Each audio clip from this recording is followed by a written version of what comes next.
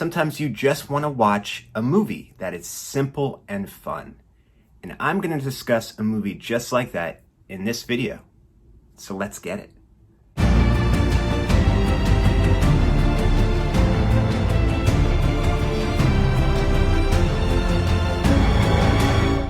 I'm Lenny, and in this video I'm going to discuss the film Bill and Ted's Excellent Adventure, which was released in 1989, has the runtime of 1 hour and 30 minutes, and it's rated PG. And it's a very soft PG, not even PG-13, PG. This movie stars Keanu Reeves, who is Ted Theodore Logan, and Alex Winters, who's playing Bill S. Preston Esquire.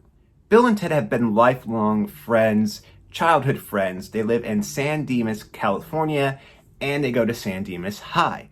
Bill and Ted's dream is to be world-renowned rock stars, and they have their own group called the Wild Stallions, but they are lacking a few things. Neither of them knows how to play guitar, and there's no other members of the band. So they don't have a band, and they don't know how to play their instruments, but they're always making these videos, and their goal is to be a successful band, good enough band to get Eddie Van Halen to want to play within Wild Stallions. So they are given the dire warning that if they do not pass their history exam, they are both going to fail. And if this is the case, if Ted does fail, his father is already making plans to send him off to military school, which would be the end of Wild Stallions. The future relies on Bill and Ted getting together. Wild Stallions must happen. It has to happen. Rufus, who's from the year 2688 and lives in a utopian, peaceful future, which is based off the music and the philosophies of Wild Stallions, which would be Bill and Ted's group, is sent back to 1989 to assist them, to give them every opportunity to pass this history test. How are the people of 2688 going to help out? And how is Rufus going to meet up with these people that are in 1989 from the past? Well, we got time travel. And they're able to do that. Rufus is able to do that in a telephone booth. Yes, an old school telephone booth that would close and open the door like an accordion. This is well before cell phones really took off, and the mass majority has them. We can't do a car because Back to the Future has already done a car. On an eventful night, while trying to steady within the Circle K parking lot, Bill and Ted meet Rufus from 2688, who comes with the telephone booth saying that he is there to help them pass their history exam. The telephone booth is theirs to go back into history, go back to the actual moments that they need to see so that they can talk about this within their history report. Just in case they are skeptical and they're not believing what they're seeing, because strange things are afoot at the Circle K.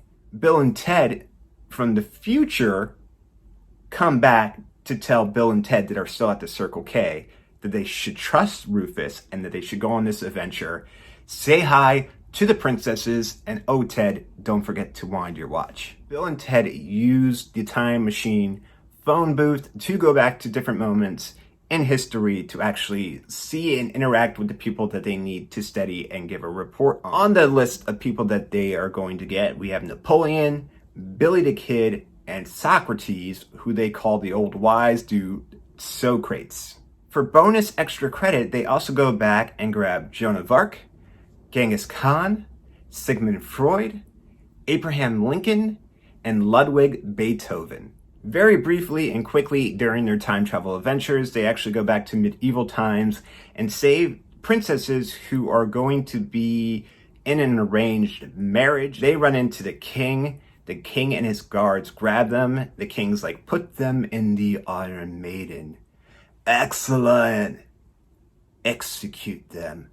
Bogus. Bill and Ted interfere and save the princesses, which is going to be key later on. Now, of course, what are Bill and Ted going to do? They're going to bring back all the people throughout the different points of history to be in this history exam.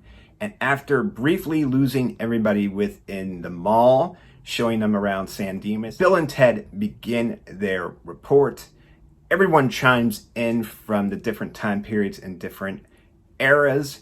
And close things out, we have the great and wise President Abraham Lincoln. And there's something that he has learned from Bill and Ted, which is be excellent to each other. And party on, dudes! Bill and Ted get an A+. It looks like the future is going to be saved because Wild Stallions will happen once Bill and Ted learn how to play their instruments and get some more band members. So Rufus comes back to give them a little congratulation present. He brings back the two princesses, which were saved from marriage in the medieval times. They are also going to be a part of Wild Stallions. So now Wild Stallions has gone from a group of 2 to a group of 4. All 4 of them, especially our medieval ladies, don't know how to play any of the instruments, but we see that Rufus does know how to shred wickedly on the guitar. He does tell us, don't worry, they get better before the movie ends. And that's it. That is Bill and Ted's Excellent Adventure. It's a feel-good movie. It's so simplistic, it's pure. And that's a good thing. It's just fun. It's fluff. And I, for one, am 100% looking forward to Bill and Ted Face the Music, which is going to be the 3rd Bill and Ted film coming out hopefully later this year of 2020. If you've ever seen Bill and Ted's Excellent Adventure, I would love to know what you think of it. It's funny to watch this film now from when it was released in 1989. A lot of the things have changed, but what hasn't changed is the overall theme, the overall message of the film. Be kind to one another, love one another. If you enjoyed this video and you feel like it's worth a thumbs up, please feel free to do so.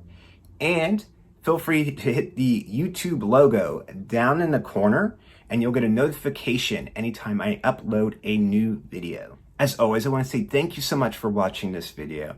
Thank you for allowing me the time to talk about these things that I'm passionate about. Thank you so much for that. Please be safe, be careful, and I'll talk to you soon.